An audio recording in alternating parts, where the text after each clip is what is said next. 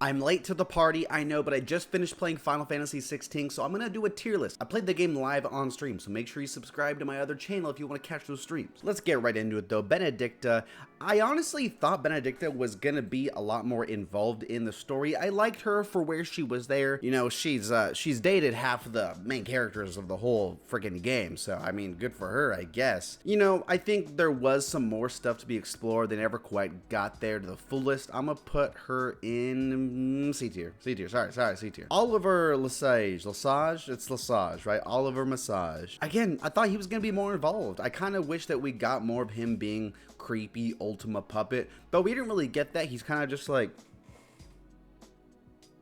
for most of the game, this is how he is. I honestly think his best scene in the game is when he finally kind of starts to speak up and he starts coming at Dion like, you ain't gonna do nothing, boy, you little punk. I'm freaking Ultima. You're just stupid Dragon Man. So Oliver, I'm gonna put in D tier. Not as good as Benedikta. Barnabas, I actually like. Barnabas, I thought was cool. B tier for Barnabas, and here's why. I actually think that of the villains, he has one of the more interesting motives. I believe that he really bought into Ultima's plan, and you know, good for him for seeing the vision, at least. You know, that's a good employee. I want to put mid in C tier for the joke, and now that I think about it, I think that's about right. Uncle Byron is a solid B tier. You know, he's the comic relief guy. He's the comic relief character in the game. He doesn't really add anything to the story on screen. He does some stuff off screen. He supplies some monies, some troops and things like that. But for a comic relief character, he's fine. He's cool. He gets the job done. But I can't put him any higher than B tier. However,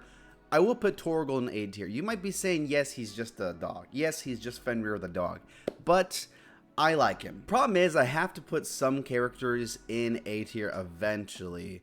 And I'm gonna put Hugo Kupka in there, baby. I actually think that Hugo's one of the more interesting villains. I know I said that about Barnabas, but Barnabas is just like his motive, right? His motivation. Kupka has the motivation. I like the whole thing with him and like he's simping for Benedikta, all this stuff. Oh man, even in death she don't love me. I actually like that. He is in the game more than I think a lot of the villains outside of maybe Ultima, and I think he gets developed a lot better than a lot of the other ones. Benedikta, people like, what's the freaking horse guy?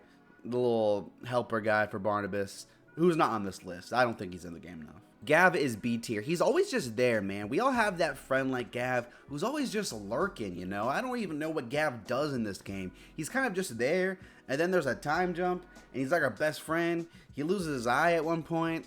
Like, who is this guy, dude? Like, who invited this guy? But he's cool for where he's there. I feel like this is going to be disagreed with video, very disagreed video, but I like Gavin B tier. Otto though, I'm gonna put Otto in D tier. Again, he's kind of just there lurking the whole time. You go and talk to him all the time, check in with him, but he just stands there and gives you quests. Like, let's not pretend he's anything more than that, because he's absolutely not. Otto, D tier. Annabella is F tier because I hate her.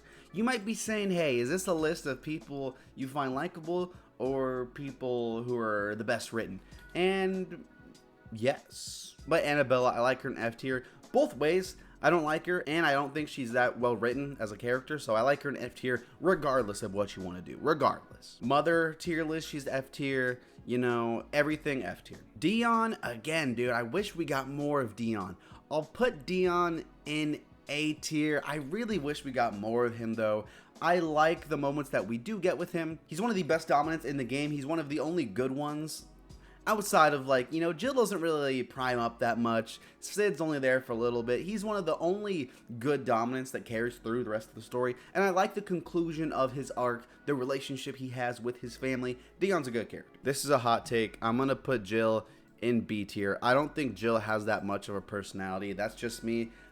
She's there for a lot of the game. Jill is not a character I'm going to really remember going forward. It's unfortunate because I think there was potential in this character, but I don't think they really do enough with her. Sid is A tier, one of the more enjoyable characters of the whole entire game. I like Sid a lot. It's a testament to how good of a character he is, because he's only in the first like quarter, 30-40% of the game, but he leaves a lasting impression and you feel his presence throughout the whole entire game. One of the only characters outside of maybe Ultima, you get that feeling. This guy's name's like Sephiroth, Sifo-Dyas, something like that. Sifo-Dyas Lesage. Again, wish we explored that more. Wish we explored him and Annabella and Oliver and Dion more. The whole Lesage family, super interesting. He kind of just gets relegated to Ultima puppet, but not even the actual puppet like Oliver. Clive's dad, I'm going to put in D tier. He's cool for the few scenes he's there, but not much else. Nothing else to say. Tarja, I wanted to like Tarja a lot. I really wanted Clive to res up Tarja the whole game instead of Jill. Didn't happen, unfortunately. I thought Joshua was shooting a shot there for a second at the end, but it didn't really pan out. Tarja, unfortunately, is gonna go in C tier. You know, she's there. You know, she's actually D tier. That's unfortunate, though. The final three.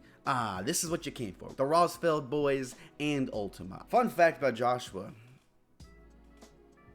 He's the best character in the game. I'm just saying he's better than Clive. He's better than Ultima. You can come at me. We can debate in the comments. We can do this because he's the best character in the game. He's a lot more interesting than Clive, in my opinion. That's just me. Ultima, I'm gonna go in A tier. I actually really like Ultima's vibe. You know, he's a really ominous, creepy presence creeping in the shadows. I like that. I think the performance is one of the better ones actually as Ultima. Even though it's a little more deadpan, you get a little more elevated emotion towards the end. He's a solid villain. Let me know if you want villain review on my other channel of Ultima, and I'll do that. Clive is S tier. I don't like him as much as Joshua. I think the most interesting parts of Clive's motive are just piggybacked from Joshua, someone who I think is a lot more interesting. I just like him more as a character, and that's just me. I feel like I have some hot takes. Let me know what you think in the comments below, and this is the video. Bye-bye.